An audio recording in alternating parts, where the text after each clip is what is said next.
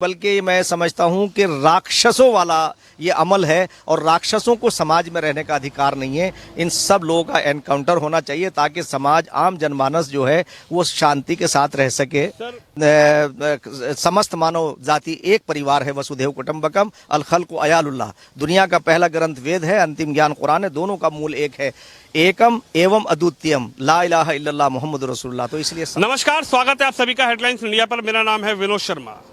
उदयपुर की घटना के बाद भी ऐसी घटनाएं रुकने का नाम नहीं ले रही है।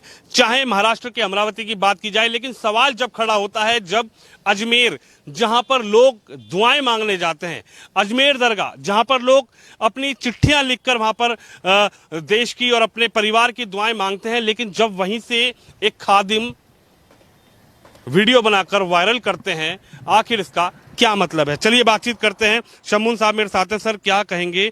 अजमेर तो वो जगह है जहां पर लोग दुआएं मांगने जाते हैं, जहां पर अपने बच्चों को, परिवार को अजमेर दरगाह शरीफ में लेकर जाते हैं, लेकिन वहीं के खादिम जब ये कहते हैं टीवी एक वीडियो बनाकर कि भाई नुपुर शर्मा पर जो टिप्पणी हुई है, अगर नुपुर शर्मा का कोई सर काट के लाएगा तो मैं उसको अपना घर इनाम में दूंगा। आखिर ये कौन सी सोच है? क्या इन्हीं भाषणों से ये देश में आग लगाने की साजिश चल रही है?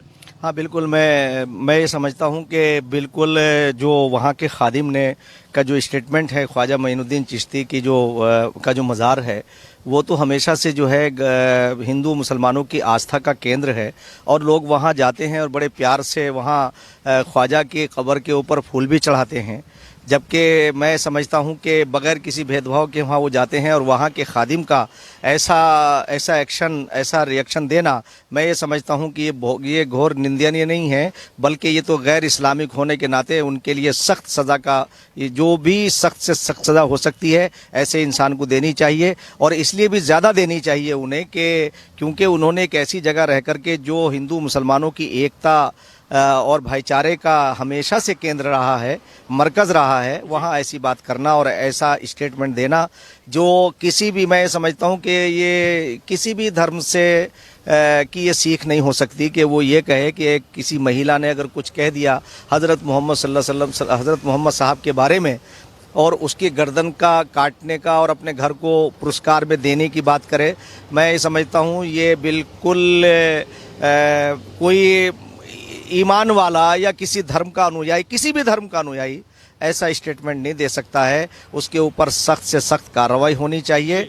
और इत्तेफाक ये है कि मेरी बात नहीं हो पाई कि क्योंकि अभी एक सिलेक्शन, उसका जो दरगाह के जो नाजिम है उनका सिलेक्शन हुआ है, वो अभी चार्ज भी लेंगे जाकर। मेरी प्रेसिडेंट से बात हुई थी, उन्होंने भी अपना सख्त रिमार्क्स दिया है और कहा है कि ये इसके खिलाफ वहाँ कार्रवाई हो रही है और सरकार से मैं ये कहूँगा कि ऐसे असामाजिक लोगों पर कार्रवाई होनी चाहिए। ये इतनी अच्छी जगह पे रहने के लायक लोग नहीं हैं, बल्कि मैं केंद्र सरकार से और राजस्थान सरकार से ये और प्रशासनिक जो हमारे अधिकारी हैं, ख़ासतौर से ब्यूरोक्रेट्स, मैं उनसे कहना चाहूँगा कि आप एक ऐसा तंत्र जो है वो एक्टिव करिए ताकि ये लोग जो इस्लाम के या किसी भी धर्म के नाम पर लोगों की गर्दनें काटने की बात करते हैं, ये बिल्कुल यानी गैर इस्लामी, गैर संवैधानिक और बिल्कुल गैर इंसानी, बल्कि मैं समझता हूं कि राक्षसों वाला ये अमल है और राक्षसों को समाज में रहने का अधिकार नहीं है। इन सब लोगों का एनकाउंटर होना चाहिए ताकि समाज, आम जनमानस जो है वो शांति के साथ रह सके। सर, इसी तरीके से बूंदी के रहने वाले नदीम, उन्होंने भी एक वीडियो बनाई और वीडियो वायरल करी थी, उनकी भी वीडियो वायरल हुई और लगातार उन्होंने भी कहा कि आंख निकाल लेंगे, हाथ काट देंगे, हम ये कर देंगे। और उसके बाद ये प्रकरण देखने को भी मिला, रियाज अख्तारी और मोहम्मद जो उदयपुर के आरोपी हैं, उन दोनों ने जाकर एक निर्दोष कन्हैया लाल की गर्दन को तन से अलग कर दिया। ये कौन सी सोच है जो ये डेवलप की जा रही है? आखिर जिन लोगों को समझाना चाहिए, जिन खादिमों को आगे आकर इसका विरोध करना चाहिए जो उदयपुर में हुआ, आखिर वो खादिम ये कह रहे हैं, वो बड़े मौलवी साहब बैठकर ये कह रहे हैं कि आप कीजिए, हम आपको अपना घर देंगे, हम आपको दौलत देंगे। आखिर कौन सी सोच डेवलप की जा रही है? मैं इन सारी चीज़ों का बहुत ज़ोरदार अंदाज में मजम्मत करता हूँ, भर्त्सना करता हूँ और सरकार से अपील करता हूँ कि ऐसे राक्षसों को पकड़ के जेल में डालिए और उनके ऊपर सख्त कार्रवाई, संवैधानिक कार्रवाई उन पर करिए। जितनी भी कड़ी से कड़ी सज़ा हो सकती है उन्हें देनी चाहिए। किसी एक महिला के स्टेटमेंट देने से हज़रत मोहम्मद सल्लल्लाहु अलैहि वसल्लम की, हज़रत मोहम्मद साहब का मैसेज सारे इंसानों के लिए, खैर के लिए, भलाई के लिए, खैरन नासी मय्यनफ़उन नास, उन्होंने तो सबसे पहले जो है अपने दुश्मनों को माफ़ किया है।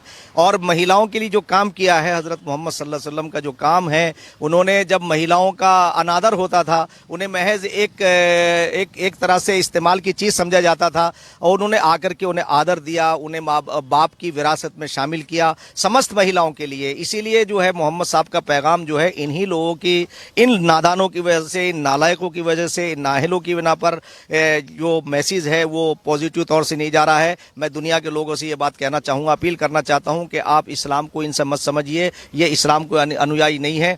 मैंने कन्हैया लाल के कातिलों के लिए पहले नंबर पर यह कहा था कि उन्हें फांसी देनी चाहिए, एक जज अपॉइंट करके। अब तक तो उन्हें फांसी पर चढ़ा देना चाहिए था ताकि एक एग्जाम्पल सेट हो जाता कि इन लोगों ने गैर इंसानी हरकत की है, असंवैधानिक हरकत की है, गैर इस्लामिक की है। इस्लाम इस तरह की बातों को कभी कह ही नहीं सकता और ये इस्लाम की सीख है ही नहीं। इस्लाम तो दुनिया में अमन के लिए आया है। मोहम्मद साहब तो सबके लिए भलाई का जरिया बन के आए हैं। मैं उन्हें कंडम करता हूं, सरकार से अपील करता हूं कि इनके खिलाफ कार्रवाई होनी चाहिए और इन्हें सलाखों के पीछे भेजना चाहिए। वो तो ये कह रहे हैं कि हमें दुआओं में याद रखना, वो मोहम्मद गौस कह रहे हैं कि हमें दुआओं में याद रखना, हमने कर दिया, अब आपकी बारी है, आप आगे निकल। अब वो कुछ भी कहें, उन्हें कहने के लिए सबसे पहली चीज ये है कि उन्हें फौरी तौर से उन्हें कंट्रोल करना चाहिए। और मैं कहता हूं कि सरकार को इस पर, ये हमारा संविधान है, संविधान सारे धर्मों से ऊपर है भाई, हमने इस संविधान को माना है।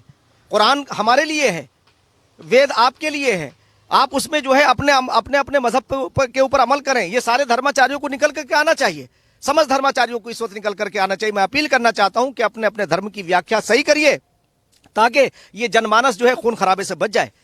इस्लाम जो है, इस्लाम हो, वैदिक धर्म हो, जितने भी धर्म हैं वो सब अमन और आश्ती की बात करते हैं। इन सारे धर्माचार्यों से मैं अपील करना चाहता हूं कि आप निकल करके खुदारा आइए और इन बिगड़े हुए लोगों को, ये भटके हुए लोगों को बताइए और सरकार से अपील करना चाहता हूं ऐसे राक्षसों को जेल में डालिए। मैं आखिरी सवाल आपसे करना चाहूंगा, बिल्कुल आखिरी सवाल है। उदयपुर में हमने जनता से बात करी, उदयपुर में कांग्रेस की गवर्नमेंट है, गहलोत साहब मुख्यमंत्री हैं, लेकिन जब कहीं बात आती है उत्तर प्रदेश के मुख्यमंत्री योगी, तो आप कैसे देखते हैं इस चीज को?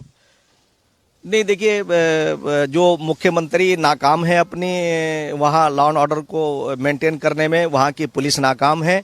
मैं हमेशा से पुलिस का प्रशंसक रहा हूं कि पुलिस जो है हर परिस्थितियों में काम करती है, मगर राजस्थान की जो पुलिस, जो वहां से रिपोर्टें आई हैं, या तो वहां का शासक ढीला है और शासक ढीला होने की बिना पर के इतनी सारी चीज़ें हुई हैं। मैं दोनों जगह, अभी जो एक अमरावती में भी हुआ है, वो जो भरोसा नहीं टूटना चाहिए। हमारे दूध और खून के रिश्ते हैं, समस्त मानव जाति एक परिवार है, वसुधैव कुटुंबकम, अल खल्क़ु अयालुल्लाह। दुनिया का पहला ग्रंथ वेद है, अंतिम ज्ञान कुरान है, दोनों का मूल एक है, एकम एवं अद्वितीयम, ला इलाहा इल्लल्लाह मुहम्मद रसूलुल्लाह। तो इसलिए समस्त धर्माचार्यों से कहना चाहता हूं कि ये समय बहुत कठिन है। तमाम धर्मों के लोगों को एक साथ जो है सर जोड़ के बैठना चाहिए और देश के प्रधानमंत्री से अपील करना चाहूंगा कि आप इन सारे धर्माचार्यों को बुला करके ऐसा कोई कोड ऑफ कंडक्ट आप बनाइए कि जिससे कोई भी इस्लाम का नाम लेके, किसी और धर्म का नाम लेके, ये जिस तरह की ये सेनाएं बन रही हैं, जिसका जी चाहता है वो बंदूकें तलवारें लेके खड़ा हो जाता है। खुदारा आप जो है हम ये चाहते हैं कि हमारी सरकार इस वक्त एक्टिव होकर के इन सब की सरकोबी करे और इन सलाखों के पीछे डाले। तो हमारे साथ थे मुफ्ती शम्मुन काशमी साहब, जिनका ये कहना है कि ऐसे समय पर धार्मिक गुरुओं को आगे आना चाहिए और जिस तरीके से एक माहौल बनाया जा रहा है, कंडम करना चाहिए। और खुद उन्होंने ये कहा कि ऐसे लोगों का ना तो कोई धर्म है और ऐसे लोग जो वीडियो बनाकर देश में कहीं ना कहीं एक दंगे का माहौल क्रिएट करना चाहते हैं और देश में कहीं ना कहीं हिंसा भड़काने की कोशिश करना चाहते हैं, इन पर प्रशासन को भी अलर्ट रहना चाहिए और ऐसे लोगों पर सख्त से सख्त कार्रवाई की जानी चाहिए। कैमरामैन तुषार के साथ विनोद शर्मा, हेडलाइंस इंडिया के लिए।